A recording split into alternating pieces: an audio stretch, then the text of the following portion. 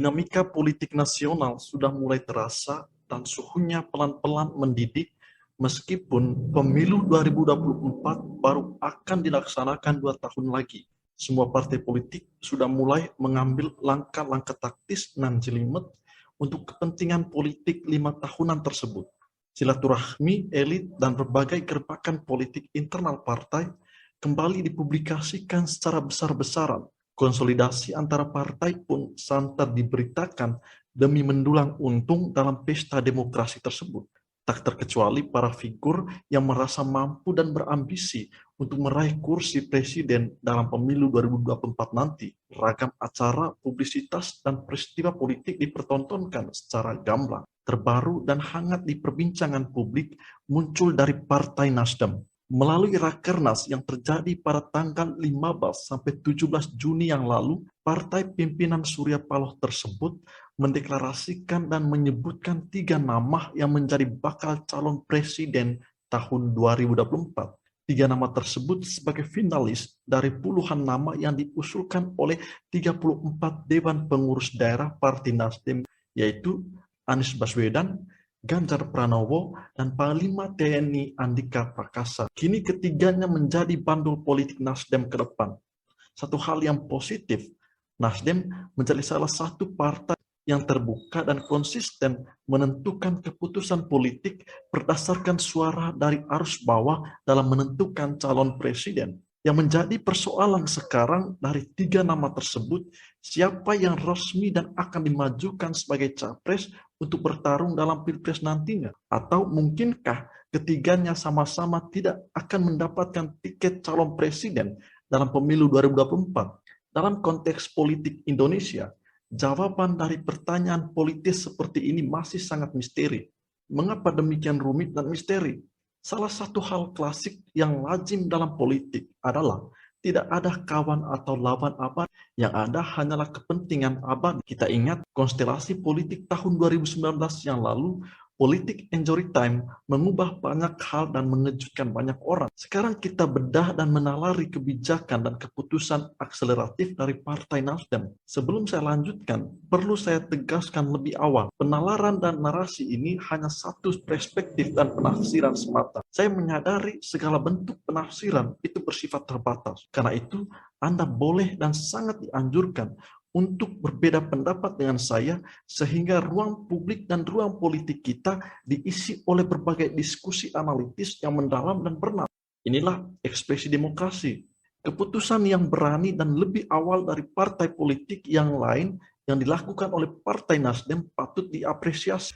Terhitung sampai saat ini, Partai Nasdem yang paling berani dan cepat mewacanakan calon presiden non-kader partai. Tentu berbeda dengan partai-partai lain yang masih bersikukuh memoles dan mempublikasikan kadernya sendiri, meskipun realitas di lapangan elektabilitas mereka masih tergopoh-gopoh merangkak naik. Dari tokoh partai politik yang paling moncer dalam hal elektabilitas hanyalah Prabowo Subianto yang adalah ketua Partai Gerindra. Namun di sisi lain, Nasdem sendiri sampai sekarang belum mampu melahirkan dari rahimnya sosok yang diminati oleh publik untuk menjadi calon presiden. Kaderisasi kepemimpinan nasionalnya belum tampak. Kalau membaca keberanian Partai Nasdem, kita mesti melihat partai pimpinan Surya Paloh ini sebagai partai politik yang kebijaksanaan politiknya mengikuti suara kebatinan masyarakat. 3 tokoh yang menjadi bandul politik Nasdem sekarang adalah tokoh-tokoh yang diimpikan oleh masyarakat menjadi calon presiden 2024 minimal oleh pendukung mereka masing-masing yang tersebar di berbagai wilayah Indonesia. Lantas, mengapa Nasdem menjadikan Anies, Ganjar, dan Jenderal Andika sebagai bakal calon? Kalau dipetakan secara teliti untuk konteks Indonesia, koalisi partai politik dan penentuan pasangan calon presiden untuk mengikuti konstelasi politik bukan perkara mudah. Dibutuhkan perhitungan, data, analisis dinamika, dan bahkan insting politik yang kuat untuk sebuah keputusan yang strategis karena menyangkut eksistensi parpol di masa mendatang. Dari pendasaran ini, kita melihat kelihayan dan kecerdasan partai pimpinan Surya Paloh ini. Pertama, menumpang elektabilitas dan membaca kebatinan masyarakat. Dalam hal elektabilitas partai politik, elektabilitas Partai Nasdem berada di papan tengah, jauh di bawah PDIP dan juga masih berada di bawah Gerindra, Golkar, dan Demokrat. Posisi ini tidak berubah selama beberapa tahun terakhir. Jika tetap ingin eksis bertahan dan lolos ke parlemen di masa mendatang, elektabilitas yang rendah dari Nasdem mesti diubah dan harus ditingkatkan. Jalan praktis dan pragmatis sekarang adalah dengan menguasai komunikasi dan diskusi masyarakat.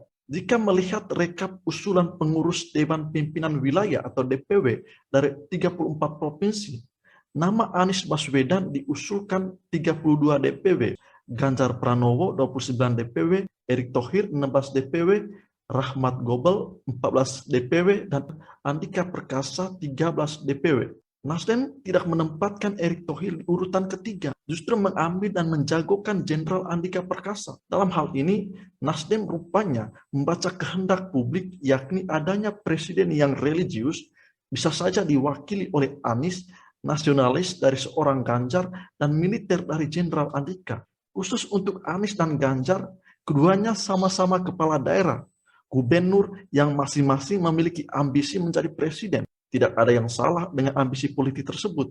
Konstitusi negara juga menyebutkan adalah hak seorang untuk memilih dan dipilih. Tentu dalam hal ini sebagai kepala negara. Selain itu, keduanya lihai memainkan politik populis yang khas, memiliki basis dukungan yang cukup fanatik dan sudah membuat deklarasi di mana-mana. Media sosial kita pun sekarang ramai dan riuh oleh perdebatan nyeleneh dan miskin substansi dari pendukung masing-masing kedua tokoh tersebut. Apa yang dilakukan Nasdem memang sangat berani dan dalam konteks tertentu bisa disebut tepat. Merujuk kepada hasil survei beberapa lembaga survei yang menjadi bakal calon presiden dari Nasdem selalu muncul dalam survei-survei nasional. Kita membuka beberapa hasil survei dari beberapa lembaga tentang elektabilitas beberapa tokoh politik atau individu yang dianggap pantas menduduki kursi presiden dalam pemilu 2024 nanti. Nama Ganjar dan Anies selalu berada di urutan 3 besar. Kedua tokoh ini bersaing ketat dengan Prabowo. Survei Poltreking Indonesia yang dipublikasikan pada Juni 2022 yang lalu menunjukkan tingkat keterpilihan Ganjar tertinggi, mengalahkan Prabowo dan Anies. Elektabilitas Ganjar sebesar 24,8%, Prabowo 21,2%, dan Gubernur Anies Baswedan 15,5%. Kondisi yang sama juga muncul dalam hasil survei yang dirilis oleh SMARC. Elektabilitas Ganjar mengungguli Prabowo dan Anies. Bahkan dalam simulasi pilihan tertutup terhadap 3 nama tersebut, nama Ganjar mendapat dukungan cukup unggul jauh dengan nilai 30,3%. Kondisi tingkat elektabilitas hasil riset lembaga-lembaga survei ini tentu bukan hasil final. Sangat mungkin akan berubah di masa mendatang, mengingat secara matematis Pilpres baru akan dilakukan 2 tahun lagi. Kedua, Nasdem menempatkan diri sebagai pengubah, bila perlu penentu utama konstelasi politik nasional. Sekarang ini potensi adanya 3 poros koalisi mulai terbaca dengan pergerakan partai-partai yang membangun komunikasi politik lintas kekuatan. Poros pertama mungkin akan diisi oleh PDIP yang memiliki 128 kursi di DPR dan Partai Gerindra 78 kursi dengan total 206 kursi di DPR. Poros ini sangat mungkin terwujud jika capres atau cawapresnya PDIP, Puan Maharani, kader PDIP, dan anak dari ketua partai PDIP sendiri. Poros kedua diinisiasi dan dimainkan oleh Koalisi Indonesia Bersatu. Kongsi Partai Golkar dengan 85 kursi, PAN 44 kursi di DPR, dan P3 19 kursi sudah melampaui syarat ambang batas karena memiliki modal 148 kursi di DPR. Dengan demikian sudah mengunci 1 tiket. Kesulitannya, mereka tidak memiliki figur yang kuat dari sisi elektabilitas. Poros ketiga kemungkinan adalah PKS, Demokrat, dan PKB. Sampai sekarang, ketiga partai ini belum berani mengumumkan koalisi. PKS dan Demokrat menjadi 2 partai yang sekarang konsisten berada di luar koalisi pemerintah. Bisa jadi posisi oposisi mendesak keduanya untuk berkoalisi. Namun ini masih cukup sulit terjadi, apalagi kalau dengan PKB. Bagaimana dengan Nasdem? Nasdem sendiri rupanya hendak dan berada dalam jalan menempatkan diri sebagai salah satu pengubah permainan politik nasional. Pengalaman di 2 pemilu terakhir, ruang jelajah komunikasi Nasdem lebih lentur, luas, bebas dari hambatan psikopolitis dengan partai lain. Nasdem sudah pasti membawa 3 nama yang adalah bandulnya untuk membuka area negosiasi dengan kekuatan politik lain. Ini tidak mudah, tetapi 3 bandul politik mereka sekarang membuat Nasdem memiliki potensi mengubah konstelasi. Kita membuka kembali sejarah politik tahun 2014. Partai Nasdem menjadi salah satu partai yang dengan cepat dan cerdas mengusung Presiden Jokowi yang kala itu masih menjabat Gubernur DKI Jakarta, namun memiliki tingkat elektabilitas 40% lebih, paling tinggi di antara tokoh-tokoh politik. Namun kondisi tersebut berbeda dengan sekarang ini. Kalau dulu hanya Jokowi yang moncer sendirian dan memenangkan hati masyarakat karena berbagai kebijakannya sebagai Gubernur DKI dan Wali Kota Solo. Kini situasi tersebut berbeda. Sekarang ketiga bakal calon Nasdem secara elektabilitas sedang bersaing ketat. Oke, cukup sampai di sini saja penalaran kita. Kita ikuti saja episode perpolitikan nasional berikutnya. Tetapi di balik dinamika politik saat ini, kita mengingatkan para elit politik untuk tidak melupakan kepentingan masyarakat yang sekarang ini tengah gundah dengan harga-harga kebutuhan pokok yang terus melambung tajam.